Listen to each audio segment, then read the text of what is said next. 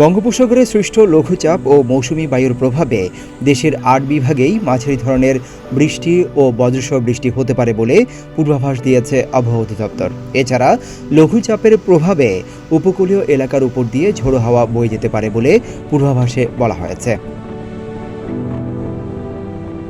শুক্রবার রাতে সরকারি সংস্থাটির দেওয়া সর্বশেষ বার্তায় এসব তথ্য জানানো হয়। এতে বলা হয়েছে, উত্তর বঙ্গোপসাগর ও তৎসংলগ্ন এলাকায় একটি লঘুচাপ সৃষ্টি হয়েছে।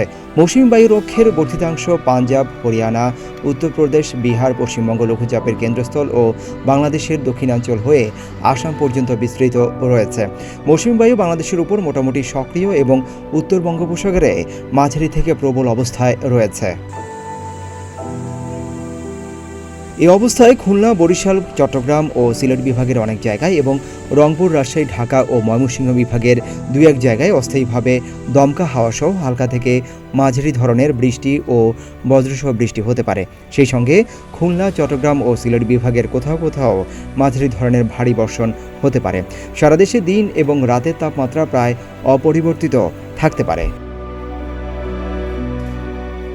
পরবর্তী ৪৮ ঘন্টার পূর্বাভাসেও রংপুর, ময়মনসিংহ, চট্টগ্রাম ও সিলেট বিভাগের অনেক জায়গায় এবং খুলনা, রাজশাহী, ঢাকা ও বরিশাল বিভাগের ২-১ জায়গায় অস্থায়ীভাবে দমকা হাওয়াসহ হালকা থেকে মাঝারি ধরনের বৃষ্টি ও বজ্রসহ বৃষ্টি হতে পারে বলে পূর্বাভাসে বলা হয়েছে। বর্ধিত ৫ দিনে বৃষ্টির প্রবণতা আরও বাড়তে পারে বলে জানিয়েছে আবহাওয়া অফিস।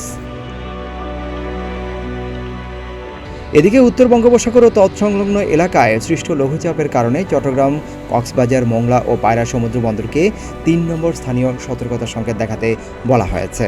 সেই সঙ্গে উত্তর বঙ্গোপসাগরে অবস্থানরত মাছ ধরার নৌকা ও ট্রলারগুলোকে পরবর্তী নির্দেশ না দেওয়া পর্যন্ত উপকূলের কাছাকাছি এসে সাবধানে চলাচল করতে বলা হয়েছে।